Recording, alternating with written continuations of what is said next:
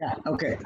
Uh, so, uh, non-operative, non-operative, no role in acute patellar dislocation.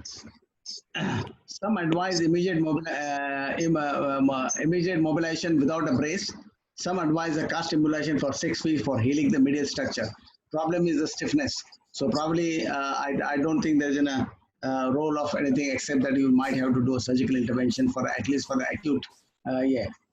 So non-operative treatment for a chronic patellar insufficiency.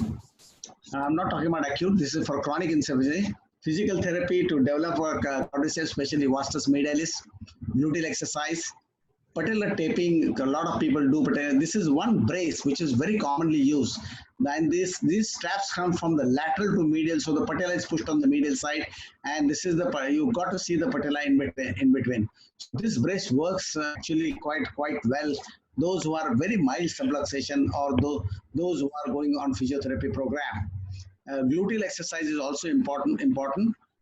Closed chain training more efficient than the open chain exercise, and that's the physiotherapist. This is a job of a physiotherapist. What about the operative treatment?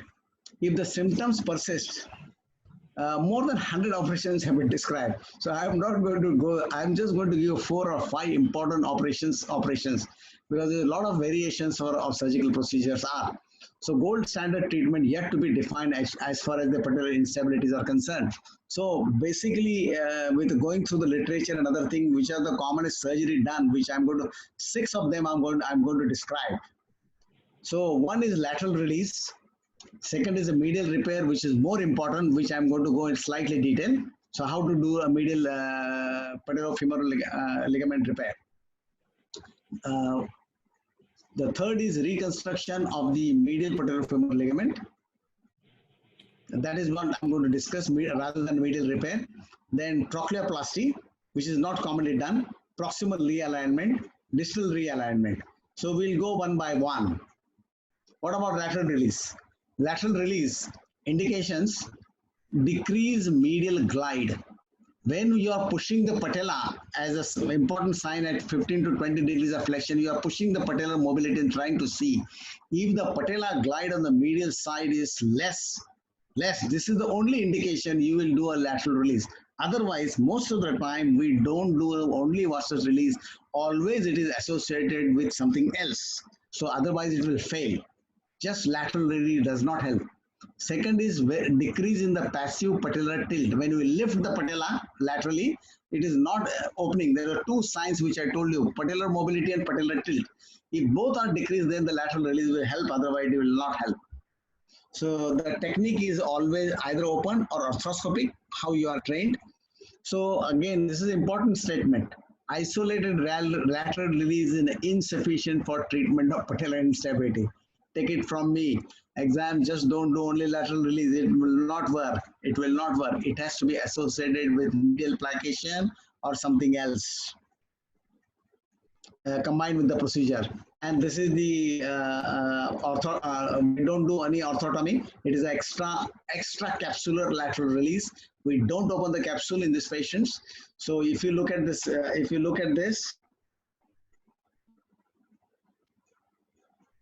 this is the patella.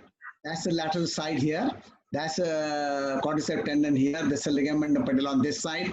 And we just release this. And you'll see a synovium and a little bit of fat. Don't open this. Don't open this. Otherwise, the knee becomes stiff. So this is one of the lateral release. The other is the medial repair, which I told you, medial side. This is the, you see, this is a complete, this is this is the medial patellofemoral ligament, which is ruptured here. That's the adductor tubercle here. So we try, acute stage, we try, if it is avulsed from here side, we'll try and repair this ligament. But this is not very that common repair. So we do a lot of repair on the medial side, and this is one of the medial repair. The reconstruction of the medial patellofemoral ligament, that is very important. So even sometimes this has ruptured, and if you are not able to suture this medial ligament, then we add to reconstruction of the medial patellofemoral ligament. what we do it. We do autogenous graft, allograft. Most of the time it is autogenous graft because God has given many tendons to us on the medial side. You can take a gracilis, you can get semitendinosus. The one of the tendon you can take it, whatever you would like.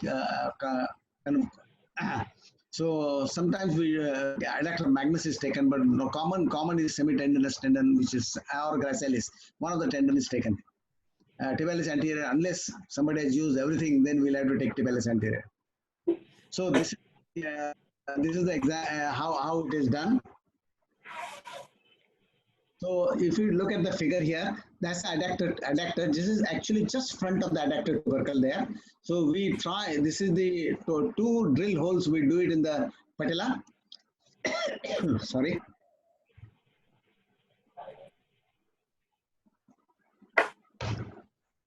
Two drill holes they get. The tendon is double tendon is passed here, and it is sutured either here or some of the modification lateral condyle of the femur. Right from there, it is coming there, and then lateral condyle from the posterior going to the front and back. This is one I just show you here on this side. Either we do it this way, or this is another way is, look at this. First, there's a drill passed here. Okay, that's a drill is passed here, and then we take out the loop from here. Then we pass the tendon, then we get into the patella and then tie this graft. So this is a way you can commit from the femoral condyle also. So either in there or there, one of the procedure, whatever you like, that it can be done. So basic is taking some tendon graft, getting into from the adductor tubercle into the patella. So the patella, it doesn't allow the patella to subluxate laterally. This is the most important operation as far as this is concerned. It's the most popular operation. So if you mention this operation, probably you will get through exams. Trochleoplasty. When there is a hypoplasia, dysplasia of the grade 3 and grade 4, that's C and D type. So this is perform the trochleoplasty. Trochleoplasty is a deep sulcus is created by removing the cancellous bone. This part of the bone, this cancellous bone is taken out. Cancellous bone is taken on the trochlea groove and reposition the cortical bone. So cortical bone, this is a cortical bone. Cancellous bone from the trochlea is taken out, and we try and deepen the trochleoplasty and put a bioabsorbable screws so as to fix this. So you can't otherwise if you want to use it, then you have to undermine this small screws. And this is described again the same man.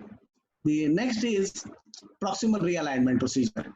So proximal realignment procedure, what normally we do, this is orthotomy is done. Orthotomy, we will bring the vastus medialis and suture here.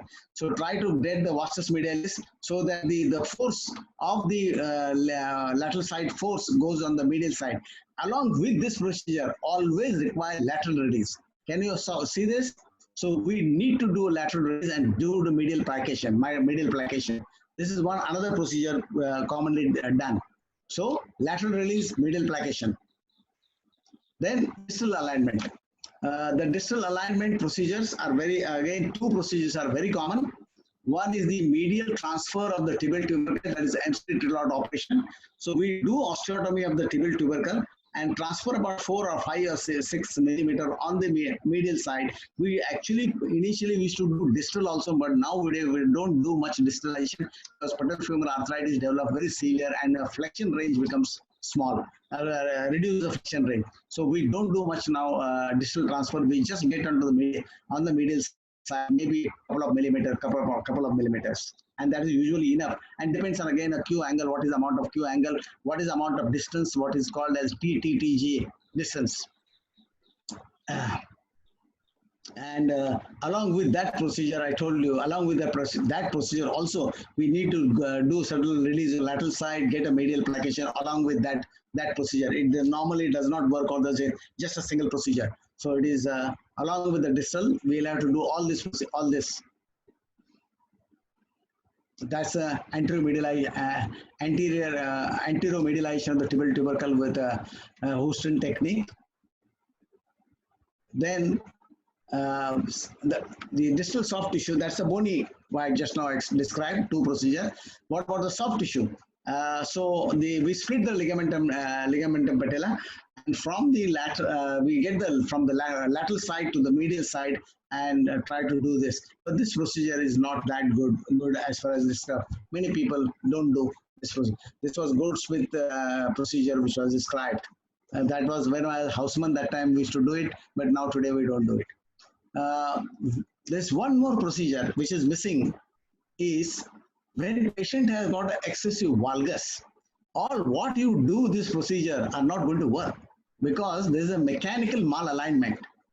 And if it is more than 15 to 20 degrees of valgus in the distal femur, realignment procedures are not going to work. So what you need to for these patients is corrective osteotomy of these patients. Either you do open wedge or closed wedge. And this is opening wedge or closed wedge. You can do on the medial side, you can do on the lateral side, depends. If you want to do on the lateral side, you can you can do open wedge osteotomy. If you want to do on the medial side, you can do a closed wedge osteotomy. This is one of the example. Either you do a fixation on the lateral side or you can a small plate on the medial side. You can't use a longer plate on the medial side. Maximum is up to the Hunter's canal. You can't go beyond that. And that's the way the realignment is done usually. So for a valgus, excessive valgus, this is additional procedure you need to keep in the mind, which you can't forget this procedure.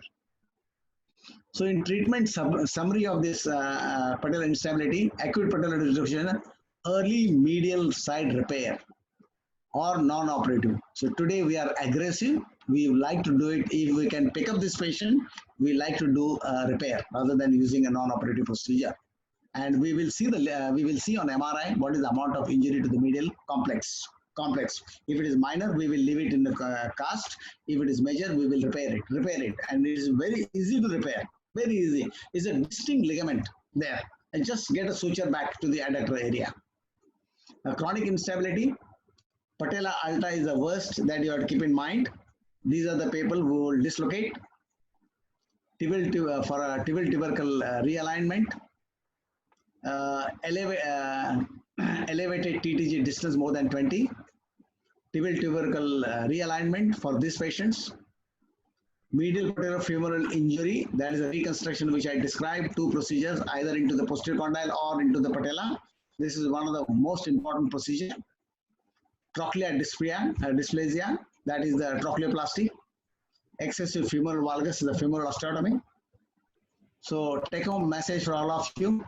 Recurrent patella injury result from osseous abnormality of patella alta or a distance more than 20.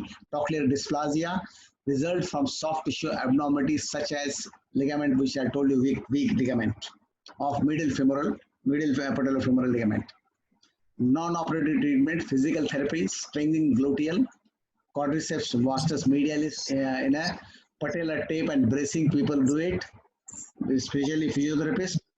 Operative treatment if it fails. Recent literature does not support isolated lateral release. I just now told you, twice I am telling you. Recurrent instability with or without trochlear dysplasia, with a normal TTG distance, normal patellar height, reconstruction of patellofemoral ligament with the auto or allogeneic graft. If the distance has increased, the distal alignment, aligned distal alignments are important. Thank you very much. I hope this was crystal clear for all of you. Yes, sir. Yes, sir. Yes, sir. Yes, sir. And thank you very much, sir. Thank you very much.